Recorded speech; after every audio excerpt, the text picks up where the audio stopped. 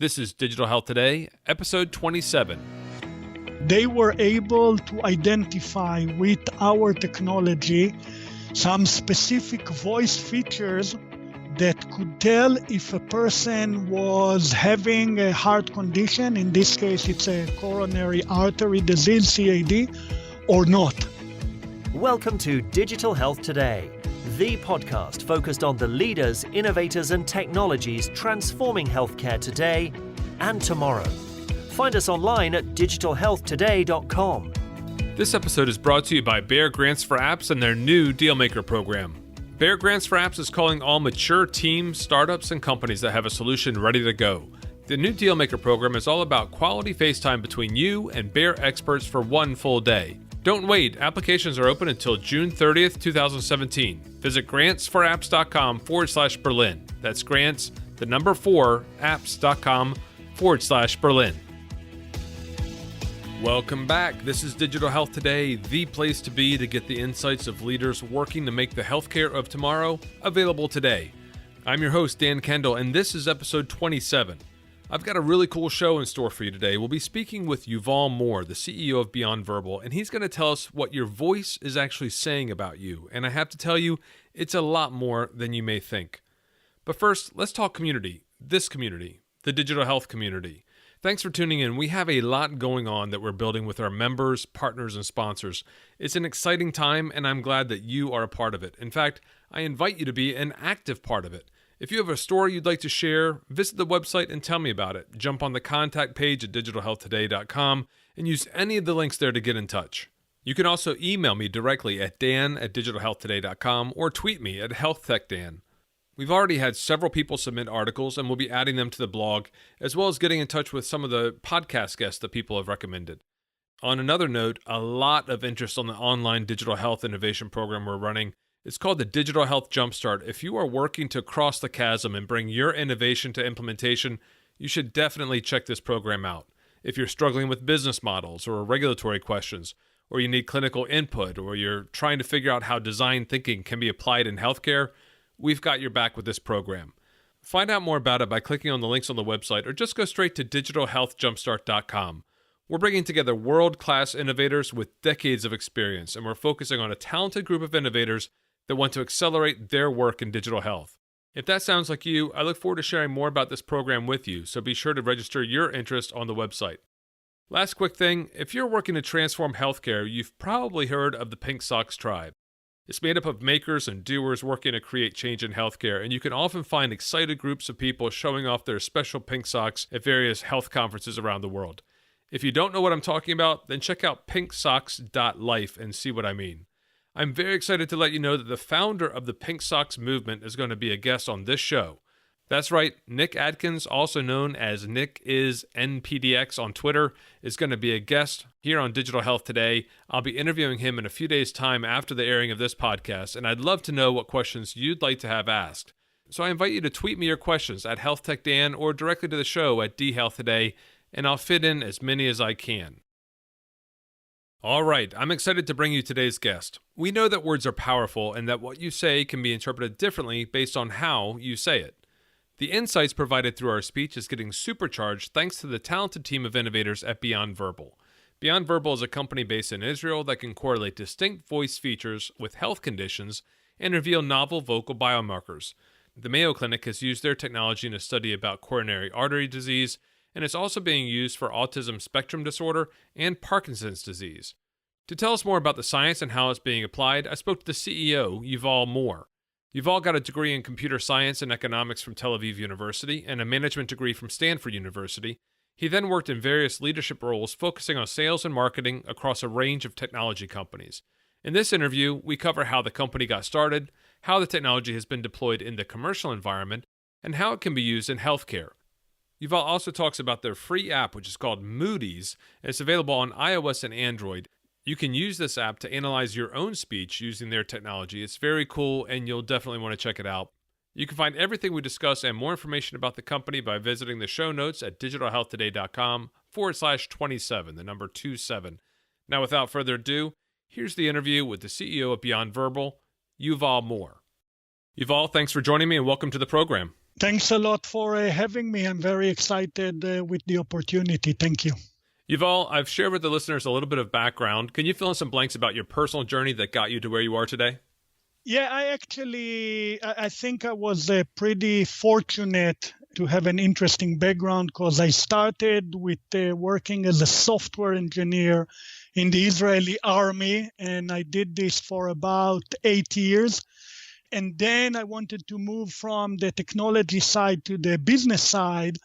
And I was pretty fortunate to work with 4 startup companies, 1 that went public and 3 that were acquired. And after spending about 6 years in a company in Israel as the head of sales and marketing, a company that we ended up taking public, I moved to California. I did a graduate degree at Stanford, as you mentioned, and then I ended up staying for a total of 10 years in Silicon Valley before I moved back to Israel. So I was very fortunate to have really the opportunity to work both in Silicon Valley and in Israel in diverse areas of technology. So I really consider myself pretty fortunate. Well, you're the first guest that we've actually had on from Israel, and there are so many technology companies that are being developed there. And you've worked in Silicon Valley, and now you're based in Israel and running a technology company there. Can you give us any flavor about what the environment is like? I've actually never been to Israel, so I'd love to get some insight about what the startup culture is like and some of the exciting things that are happening there. So it's a very, very vibrant environment, and very much like Silicon Valley, you have the combination here of a lot of entrepreneurial environment, venture money. A lot of it is coming also with investment coming from outside of Israel. Very good universities. So in just terms of support system, it's a tremendous. So you're now the CEO of Beyond Verbal, and this is a really fascinating company. So I first found your company when I was at the CES meeting in Las Vegas earlier this year, in January this year. And I actually literally just stumbled across it. I wasn't looking for it. I happened to notice it. I was in the Israeli section of the CES meeting and had a very long discussion with one of your colleagues there, Daniel Gashoni. And I was really amazed at what you guys are working on and the technology. So I want to dive deep into some of the applications for it, but can you give us a sort of overview of the work that you're doing at Beyond Verbal? Yes. So actually the story of Beyond Verbal is a very interesting one because the technology that we are based on actually has been in development or in research by the professor that is now our chief scientist, Yoram Levanon, Dr. Yoram Levanon, and he started it over 22 years ago with the understanding that there is some type of communication that is going on between human beings that is just based on the tone of voice. The thing that really kind of started it for him is when he was looking at the communication between babies and parents.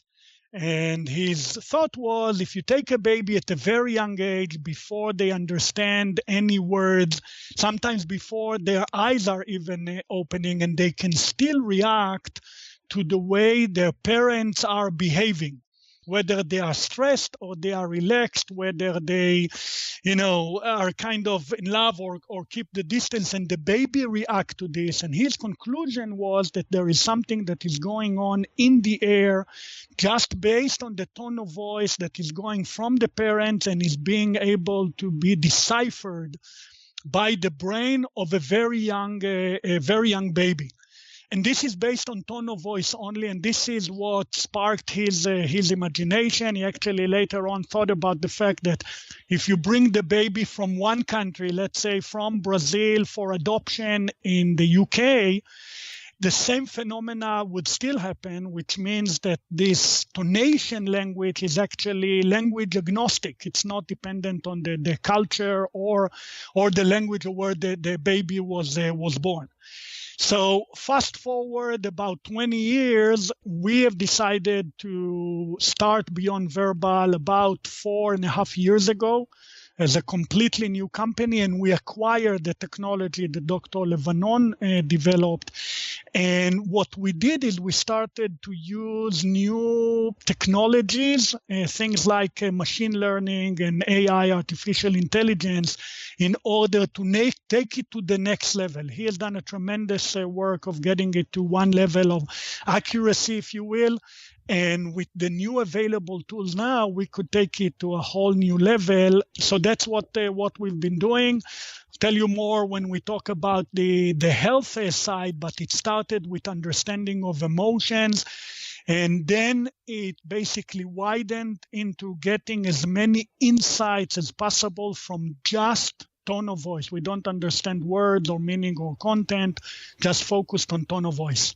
So voice was a very different thing 22 years ago. I mean, obviously, spoken language hasn't changed that much, but in terms of the way we associate voice with technology, is changing very rapidly as we're seeing things become more voice controlled. We're seeing Siri and Alexa and the Google Home connected devices, and more. There's rumors now that Apple's coming out with a device very soon for your home. So the way that we're looking at voice from a technology perspective has changed a lot since 1995 when this research was started. But these 5 patents were applied for and granted back in 2008. They were acquired, which became sort of the basis of Beyond Verbal. You actually got $3.8 million in funding at that time. So what was the sort of business case that was garnering that sort of investment and interest? That's a pretty substantial amount. What were you looking at, and how were you planning to monetize it, given where we were almost 10 years ago? Right. So that's a very, very good, very important observation of how much we've learned to use voice over the years. When we started, the focus was more on commercialization of the emotions, what we call emotions analytics technology. And if you think about this, again, intuitively, you can think of things like a call center. Okay, if we can give the ability for agents to better understand their customers in real time. Are they angry? Are they ready for upsell and so on? And at the same time, give the agent a real-time feedback of how do they come across to the customers, if they are losing their patients, if they are talking in an ideal intonation, and the team leaders can get a real-time view if the conversation is heating up. So that was one set of applications. Then we've used it a lot in areas such as market research, because now we could give brands the ability to see what their customers really feel about their brands, their packaging, their experiences, and so on, and do it without filling all kinds of questionnaires, but very intuitively just answering open-ended questions and analyzing the emotions coming out of this. Things like coaching and self-training. We have an application that is called Moody's. It's available for free for Android and iPhones. And I'm using it before I have to give important presentations. It gives me the opportunity to see, instead of practicing just in front of a mirror, gives me an opportunity to see with the software if I'm coming across as relaxed and excited, or if I'm nervous, or if I'm not ready. Things like HR, recruiting, again, not replacing the interviewer, but getting more information about the interviewee. So that's how we started, monetizing the emotions analytics engine that we had. And that was the initial motivation. Of course, we always had in the background some of the other application, but that was the initial motivation. You mentioned the Moody's app, and when I saw you the other day in Berlin when we were there for the Cube Tech Fair, you showed me this app, and I hadn't come across it before. But what was really amazing to me was, number one, how easy to use it is. I mean, you just download the app, you start to record your voice. There were a few things that you said about make sure it's close to the audio source, so meaning your mouth, and there's not a lot of background noise, and that you're not looking at the screen for looking at the feedback that you're getting. But this whole technology is so easy to use in terms of you just need a voice recording, even on your website, and I'll embed some of these things in the show notes, but on your website, you've taken just stock video footage, openly accessible video footage from YouTube showing Steve Jobs and things talking about the iPad, and you've run that through your analytics to give more insight, and it is amazing to see. So where does that sort of stack in terms of making this so easy to use and integrating into the way people are working and the systems that they're using day to day? So we actually brought out to the market the Moody's application mostly in order to show to people that were skeptic about the ability to analyze emotion through the tone of voice in real time, just for them to see. It's not really a commercial application, even though we get tremendous feedback about people that are using it with their kids and with their spouses and, with each other, colleagues and so on. But it was mainly to show to people that it's possible. But the real commercial implication is when we have taken the engine that is also behind Moody's and behind some of the other applications, and we put this as a cloud-based service. And we are giving application developers the ability to access it using an API exactly for the things that you are saying. Just use it for day-to-day applications.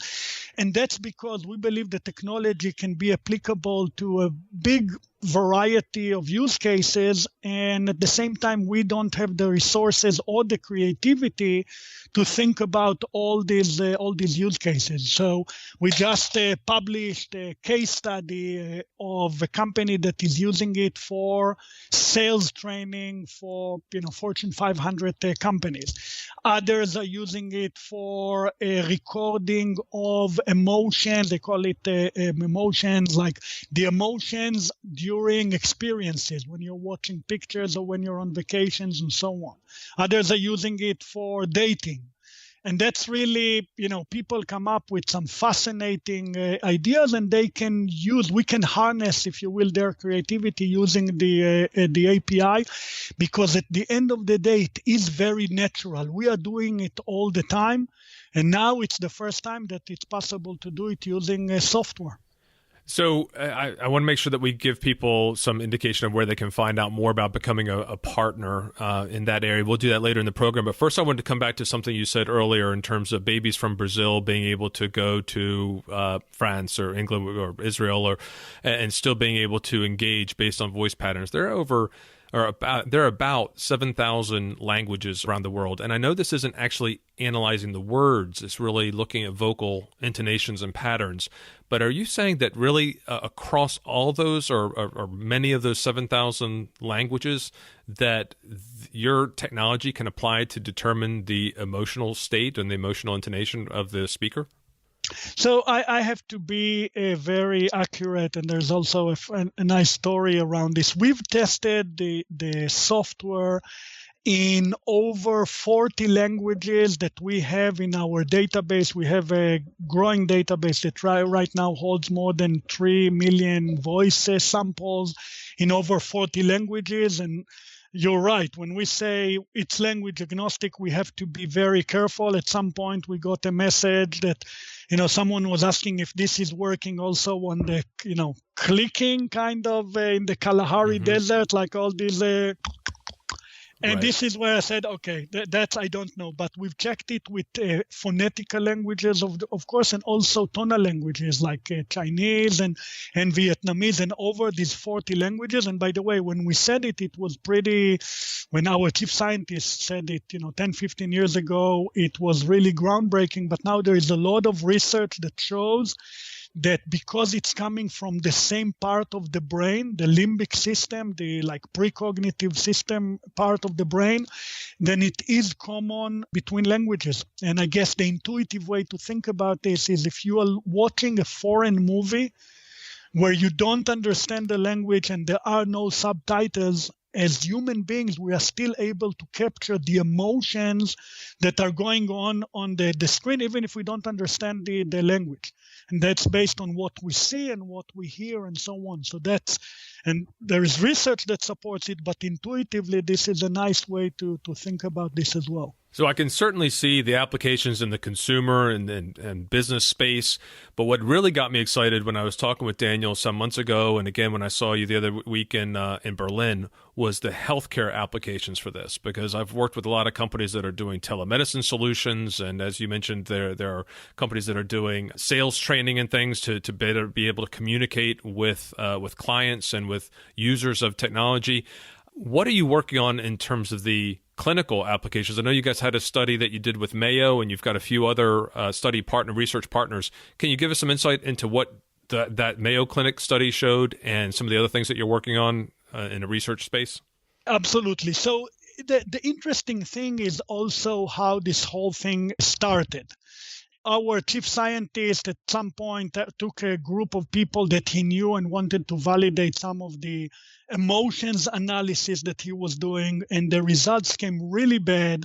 And because he has a physics background and operation science, he was kind of, listen, either my model is working in 90% of the cases or I'm missing something. And then he realized that this group of people that he knew personally very well and the results didn't match all had dyslexia. And then he had the idea of maybe there are these signals in the voice, what we now call vocal biomarkers, that can indicate a medical condition. And he started the research. I must be honest with you and tell you that when I came on board, I was very, very skeptic about this. And that's why for the longest time, we haven't said anything about the medical applications. But we did a lot of research in the background. The most groundbreaking work that we did was with Mayo Clinic, and they just published the initial results about 3-4 months ago. And the bottom line was that they were able to identify with our technology some specific voice features that could tell if a person was having a heart condition. In this case, it's a coronary artery disease, CAD, or not. And this is phenomenal because A, it's something that has never been done before. B, unlike other conditions, which I can talk about in a minute, this distortion is not something that you can hear with a regular human ear. So it's not something that is very intuitive. But the implications that this can have on, like you said, telemedicine, remote home care, providing, good quality monitoring in remote areas. Some of these remote areas, the people don't have anything to eat, but they do have smartphones. So I think the ability to have a real impact on the health area is really what motivates now a lot of the people that are involved in the company, especially because of these kind of use cases. Wow. That's really fascinating. Let's get into some of the details about how this can be applied then, because, you mentioned that the biomarker or the research that was done by Mayo Clinic focused on coronary artery disease. I'm thinking about other applications that can be used for congestive heart failure and for Parkinson's and even things like autism and mental health conditions. Can you give me some insight about how those things are being applied and what you guys are working on in those areas? Absolutely. So the thing is that once we have established the fact that there is, or at least, I have established from myself, because my chief scientist kept telling me all the time, I told you this all the time, and I kept telling him, but I didn't believe you, of course. That's the type of interaction that we have. But once it was established that there are these signals in the voice, then we said, okay, now this is an opportunity to really create a community of collaboration from around the world. So we've established what we call the Beyond Research platform, which is kind of a collaboration platform where we are inviting research institutes from all over the world to come and collaborate with us on doing such research. So we are working now with a well-known hospital in China, and we are starting to work with an institute in the UK and in Brazil. And so, with this whole cloud-based technology and the access to all of these institutes, we can do these types of collaboration in in remote areas or faraway areas and really do some groundbreaking work. So we are working on things like being able to detect and also maybe check about the levels of treatment that you need to do in ADHD. We are working with an institute in California about PTSD. We are working, like we said, on congestive heart failure and coronary artery disease, rehabilitation. There are some tremendous use cases that we can use, and this is really where all the things that we've been doing are coming together, because as a whole, our body is influenced by our emotions and our health conditions, and the fact that we can measure and quantify along this variety of axes, this is where we see a tremendous potential. So that's the type of work that we are doing right now. Great. I was just looking on your website to try to find a link for this Beyond Research. How do people find out about the Beyond Research program, and how do they get involved with that? So actually, on our website, there are two areas for these types of collaboration. One is the area of the developer side. We were talking before about the ability to connect using an API to our emotions engine. And if you go to our website, there is the developer side. And that's something that you can sign up for getting a free 30 days trial. And that's something very easy to do. And then if you go to the health area, you can click on the health area. You can see the Beyond mHealth research platform. And there is a whole area of how you can access it, how you can ask questions, how you can have an agreement with us. And this is more for universities or hospital or leading researchers and so on. So these two areas are on our website. We'll get right back to the interview in just a minute, but first I wanted to tell you about our sponsor. This episode is brought to you by Bayer Grants for Apps. Bayer's put together an additional, brand new program that I wanted to make sure to tell you all about. The new program is called the Dealmaker Program. This program is aimed at mature teams, startups, and companies that have a solution ready to go. The brand new Dealmaker Program is all about providing quality FaceTime between you and Bayer experts for one full day. If there's a match, then you'll be invited to Berlin to pitch your solution, discuss collaboration options, and even close a deal. You have a long way to travel? Don't worry, travel expenses are taken care of. Find out if there's a mutual interest in starting a bigger journey together. Applications for the Dealmaker program are being accepted until the 30th of June 2017. What are they looking for? There's a list available on their website that includes hemophilia, women's health, ophthalmology, pulmonology, nephrology, artificial intelligence, data analysis, and clinical trials, but they're also open to other solutions that may be a good fit. Sound like this is for you? Applications are open now, and again, the deadline to apply is June 30th, 2017. Get full details on their website at grantsforapps.com/Berlin. That's grants, the number 4, apps.com/Berlin. Now let's jump back to the conversation. I find this technology so exciting. This is so easy to use, and as you say, it's cloud-based. It can be absolutely ubiquitous. One of the things that really has me excited about this, and we've done some episodes on mental health so far, and we've got a lot more coming. Mental health is getting a lot of visibility globally, I find, especially in the UK, where the royal members of the royal family are now advocating the importance of mental health, and we're seeing a lot of actions in the US as well, really trying to talk about particularly youth and the aging population and some of the mental health issues that they have and that they face. Have you looked at that from a mental health perspective to see how this can actually assist therapists or call centers or support lines to actually help give them better tools to resource people who are facing mental crises? So I think that mental health area is really something, like you said, first of all, it's a global problem. And in some areas, the level of treatment is really challenging. Actually, one of our partners in China was just pushing us to say, it's such a big problem in China. Let's see what we can do.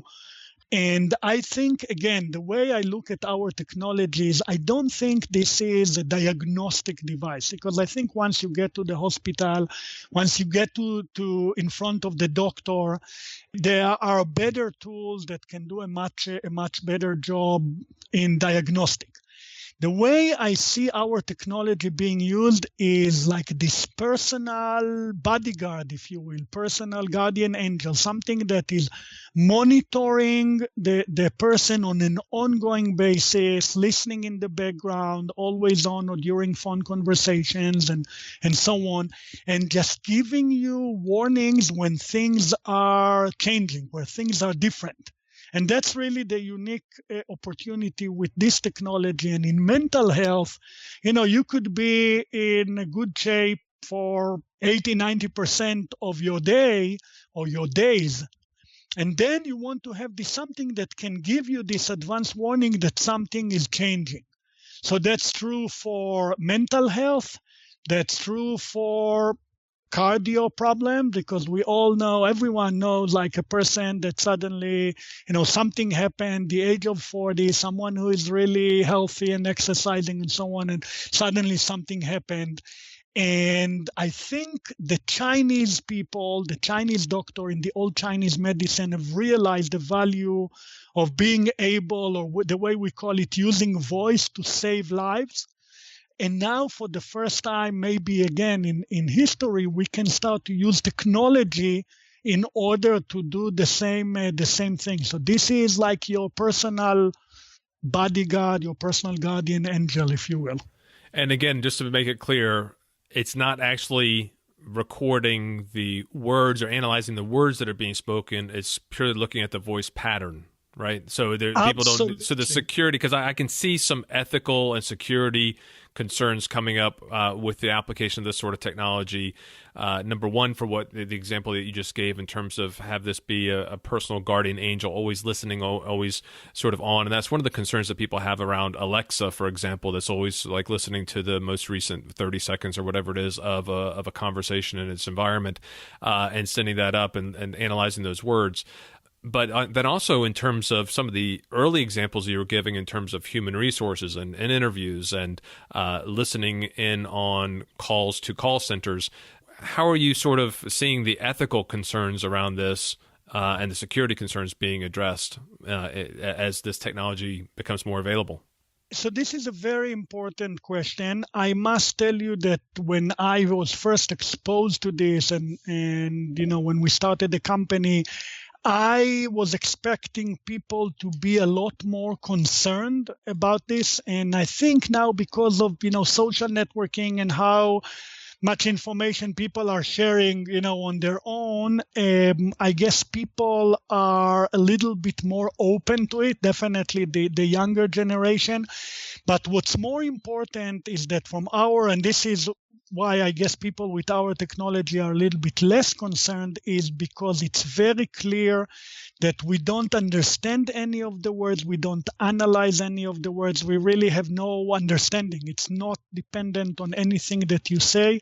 It's really just, the bits of the detonation.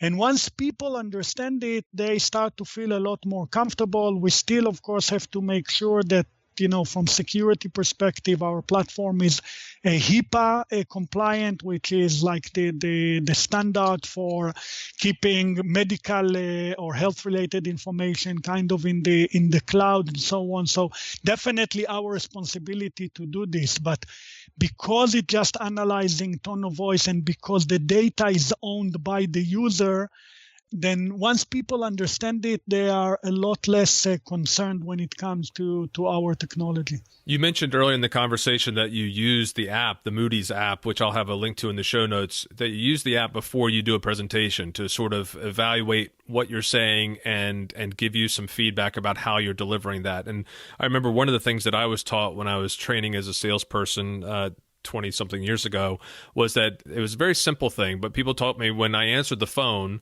to smile when I answer the phone. So can you tell me, if a person's smiling, does it actually make a difference to the way that their voice comes across? This is actually a very interesting question, which I haven't checked. It's definitely true that this can be detected. And I think this is something that would be interesting. I'm going to try it with Moody's. I think it's also a matter of if this is kind of a smile that is coming out of, I don't know, happiness, but at least kind of confidence, or if this is a smile that is coming out of, not necessarily fear, but not feeling comfortable. And we know this, right? We know that with our listening, if you're a good listener, and definitely you specifically are a good listener, you can tell when someone is feeling comfortable or not. And this is really the benefit of using such an application, like, mirror on the wall, who is the best speaker of all. That's the kind of things that now you can do. Well, let's crowdsource that study. What I suggest everybody who's listening do is download the Moody's app and pick a phrase, say it without smiling, and then try to say the same phrase with a genuine smile, and let's see if it gives you any different feedback. I know I'll try that, and I'm just curious because I'm always telling my daughters to smile when they're asking a server for something at a restaurant or something, or when they're saying thank you, to make sure they smile. So I'm curious if there's any correlation between that action and the way their voice comes across. But more importantly, I think it was the fact that you're using this on a regular basis to sort of coach yourself. So are you then able to then not just get the feedback on how you delivered it, but then also make adjustments, and then you can see how the way that you've adjusted the way you speak has an impact on how the Moody's app is telling you sound? So that's definitely the benefit that I have, because I'm using it really on an ongoing basis, and I can tell, sometimes it's fascinating to see. We had one of our employees, actually our VP of marketing, that one day came to the office, and we had a team of, like the Israeli Channel 2 that came to film, like to do a piece in our office. And he started talking to Moody's because he was speaking on a regular basis. He knew how to always come across like really excited and happy. And that day he was trying it on, and something didn't click. He came across and he sounded like angry and impatient. And I tried it with his phone and it was working fine. And after, when it happened like for 2-3 days in a row, he said maybe something is wrong, and he went to the doctor, and the doctor realized he had some kind of, a virus or something. So to your question, absolutely, when I'm starting to prepare for these presentations and I'm not really feeling comfortable yet with the script, I can definitely see how the more I'm getting prepared, the better I sound, and I can definitely see it with Moody's. Wow, that's another great application for it, and I encourage everyone to download the app and give it a try. I did earlier today, and I really enjoyed it, and I'll be using it more as I go forward. So thanks for letting me know about that. So what's next? What's in the future? I mean, as we're seeing so much voice come into our everyday life, what does the future hold for beyond verbal? So that's really the key phenomena that we are seeing in the world, is mostly, by the way, thanks to NLP and speech to text that has come such a long way. And like Mary Meeker was saying at some point, the big difference between 90% accuracy on the NLP and 93 or 95 makes a huge difference with the usage of these kind of devices. And this really plays in our favor. So it does look like, a lot of phenomena in the world are starting to go to progress into our direction. And so we believe that more and more devices with IoTs, with what's happening with smart cars, with autonomous cars that, people will have more time to talk, we would just have a lot of sources of voices. And then the ability to understand the emotions on top of just understanding the words. The ability to check about the wellness of the speakers or taking their emotions over time, and then giving them some indications about things that are wrong with their health. We believe we are just starting to see, almost like I would say the tip of the iceberg. And we start to see now research firms that publishing research about the vocal biomarker space, completely new, the emotions analytics market space. So I think we're just lucky to come out with this relatively mature or at least well-cooked kind of technology in a timing that is really phenomenal. Yeah, it is great timing. I know since I met Daniel in January, I've already introduced Beyond Verbal to a few different companies. I think some of the people you've already met with yourself via Skype and perhaps by phone.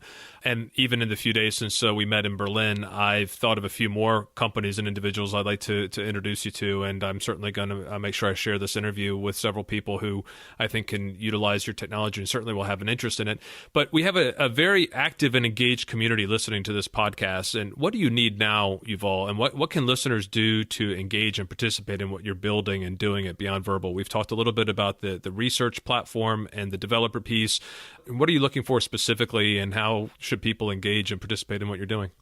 So actually, there are different levels of things that we are looking for. So definitely one area is partners in the development of, just a variety of applications. That's why we did this whole cloud-based service and made it very easy for application developers to come up with different ideas and just use this type of thing, because I think more and more people will come up with some fascinating ideas. So that's kind of almost on the individual level. On a more institutional levels, we are looking for partners that can be either research partners on the health side or even on the emotion side, or people that want to integrate this technology into applications that they are doing. And then, as a startup, we are always looking for investors or people that want to join the ride and help us, turn this vision into a reality. So research partners, commercial partners, investors, and also I think I caught from your LinkedIn profile that you guys are also hiring. Right. Good engineers are always in short availability, so that's always something that we are going to use, and we're starting to expand later this year outside of Israel. So we'll definitely look for people in markets, in some of the markets that we are going after. And people who are interested in some of those areas, the research partners, commercial partners, investing, or becoming a part of your team, how should they engage? Should they go to your website? On the website, there are different areas. For the research platform, there is a special area and a way to send us an email directed for this part, for the HR area. So everything is there on the website.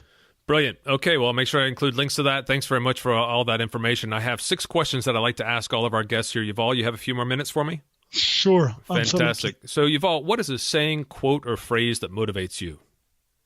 So, for me, it's kind of been follow your passion. Okay. I think that life is too short, and whatever you do, you have to really do with a lot of passion. And that has been a guiding thing for me. At some point when my company was acquired by a company in the US, and I was trying to develop some hobbies, and my wife really made a joke out of me. She said, "Listen, it's like you're not a hobbies person.